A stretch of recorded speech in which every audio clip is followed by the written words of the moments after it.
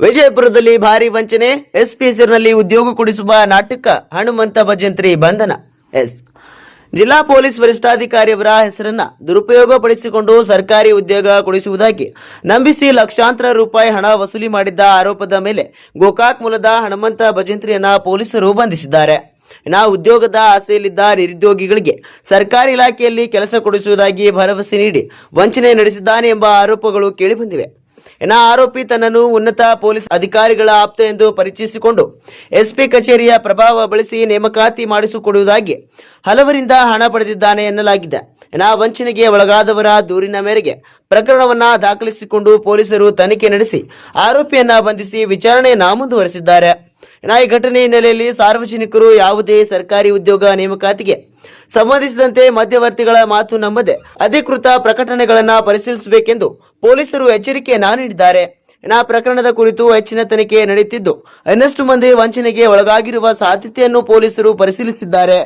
2025-24ನೇ ತಾರೀಕಿನಂದು ನಮ್ಮ cyber police ಠಾಣೆಯಲ್ಲಿ ಸುರೇಶ್ ಅತನಿ ಅನ್ನೋರು ಒಂದು ಕಂಪ್ಲೇಂಟ್ ಅನ್ನು ಕೊಟ್ಟಿರ್ತಾರೆ. ಇಲ್ಲೇ ಬಬಲೇಶ್ವರ ತಾಲೂಕಿನವರು, ಬಬಲೇಶ್ವರ ತಾಲೂಕು ತಿಗಿನಿ ಬೀದಿರಿ ಅನ್ನುವಂಥ ಊರಿನವರು.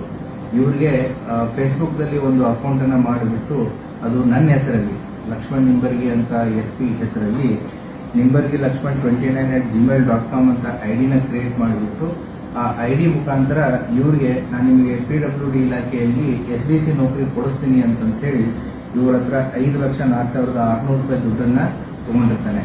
ಈ ಆರೋಪಿತ ವ್ಯಕ್ತಿಯನ್ನ ಈಗಾಗಲೇ ನಮ್ಮ ಸೆನ್ ಪೊಲೀಸ್ನವರು ಅರೆಸ್ಟ್ ಮಾಡಿದ್ದಾರೆ. ಆತನ ಹೆಸರು ಹನುಮಂತ ಭಜಂತ್ರಿ ಅಂತೇಳಿ. ಈತನ ಊರ ದುರದುಂಡಿ, ಗೋಕಾಕ್ ತಾಲೂಕು, ಬೆಳಗಾಂ ಜಿಲ್ಲೆ.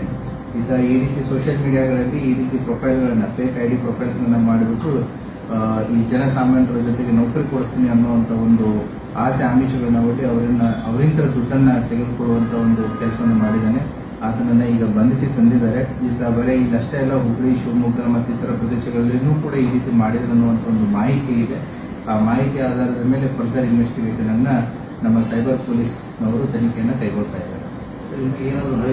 ಅದನ್ನೆಲ್ಲ ನಾವು ಈಗ ವೆರಿಫೈ ಮಾಡ್ತೀವಿ. ಆತನನ್ನ ಕರ್ಕೊಂಡು ಬಂದಿದ್ದಾರೆ, ಕರ್ಕೊಂಡು ಬಂದು ಇವಾಗ ವೆರಿಫೈ ಮಾಡ್ತಾ ಇದ್ದಾರೆ. ಒಪ್ಕೊಂಡಿದ್ದಾನೆ ಈ ರೀತಿ ತಪ್ಪು ಮಾಡಿದ್ದೀನಿ ಅಂತೇಳಿ.